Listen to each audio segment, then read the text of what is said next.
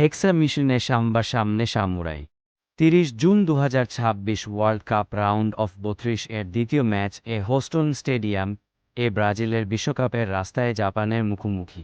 দীর্ঘ ২৪ বছরের খরা কাটিয়ে ষষ্ঠবারের মতো কাঙ্ক্ষিত ট্রফিটা ছুঁতে চাইবে। অন্যদিকে এশিয়ার পরাশক্তি জাপান ওয়ার্ল্ড কাপে তাদের শেষ ১৬র গণ্ডিটা পেরোতে চাইবে। গ্রুপ লিগে অপরাজিত থেকে পরের রাউন্ডে সামনাসামনি হবে। ওয়ার্ল্ড কাপে ব্রাজিল ও জাপানের এভারেজ বল পজেশন ৫৪% ও ৪৮, টোটাল গোল ৭টা গোল। আনচেলত্তি জাপানের ৩-৪-৩ ছকের হাই প্রেসিংয়ের মোকাবিলায় কি রণনীতি নেই সেটাই দেখার। সাধারণত আনচেলত্তি ৪-২-৩-১ ছকে খেলায়।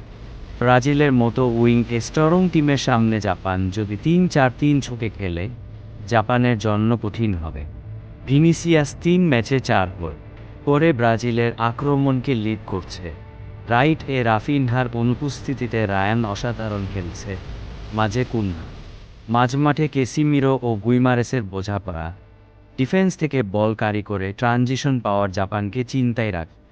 সেন্টার ব্যাক গাব্রিয়েল ও মার্কুইন্সের কম্বিনেশন, দুই সাইড ব্যাক ড্যানিলো ও সান্টোস আলিসনকে নিয়ে একটা জমাট রক্ষণভাগ তৈরি করেছে।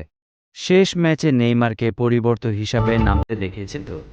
নেইমারের ফিটনেসকে মাথায় রেখে প্রথম একাদশে না থাকার সম্ভাবনা বেশি। জাপানের শক্তি হলো কাউন্টার নির্ভর অ্যাটাক।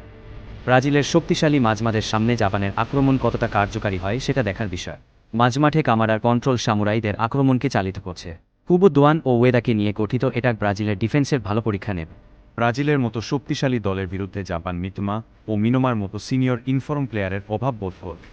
সাম্বা ম্যাজিকের সামনে সামুরাইদের কি গেম প্ল্যান হয় হাই প্রেসিং না একটু ডিফেন্সিভ দেখার অপেক্ষায় রইলাম।